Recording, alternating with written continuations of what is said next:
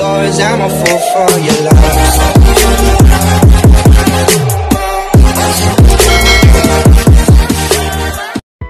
Good day mga ka-sports natin dyan. Update nga tayo sa laban ng Lady Blazers at ng Cherry Tigo, kung saan nga panalo na nga sana ang Cherry Tigo sa set 2 sapagkat grabe nga ang kanilang kalamangan. Subalit nga talagang bilog ang bola, hindi ka pakakasiguro kahit lamang nga sila ng 7 puntos kontra nga sa Lady Blazers.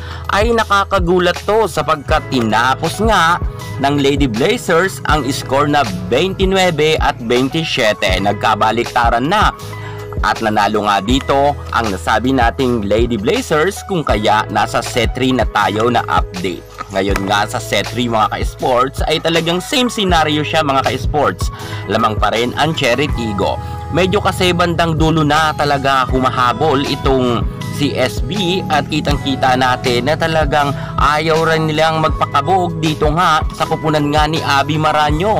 Grabe rin talaga kasi itong si Pascual Nolasco. Itong dalawang ito na players ay talagang masasabi ko na pwedeng-pwede na talaga silang pansabak sa pro.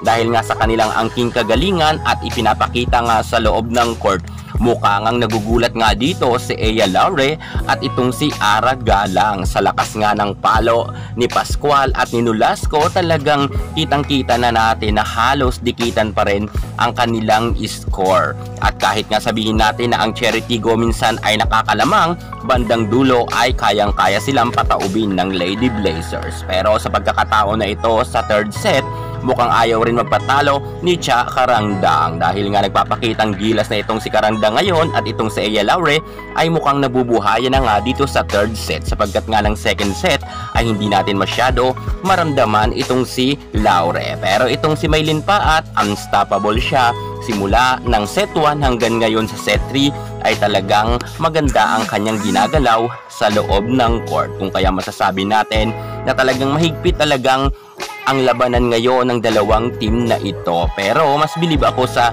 CSB kahit nga sabihin natin mga bata pa, mga players nito ay kayang-kaya nga nilang makipagpukpukan at makipagsabayan nga sa malalakas na palo kontra nga kay Ara Galang at kay Maylin Pa at Ea Laure.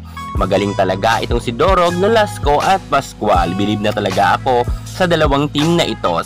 Subalit nga sa third set naman na kanilang bakbakan ay talagang hindi nagpadaig dito ang Cherry Tigo, kung saan hindi na nga pumayag si Ces Robles para nga makadikit pa ang Lady Blazers at nagpakawala siya ng mga powerful attack.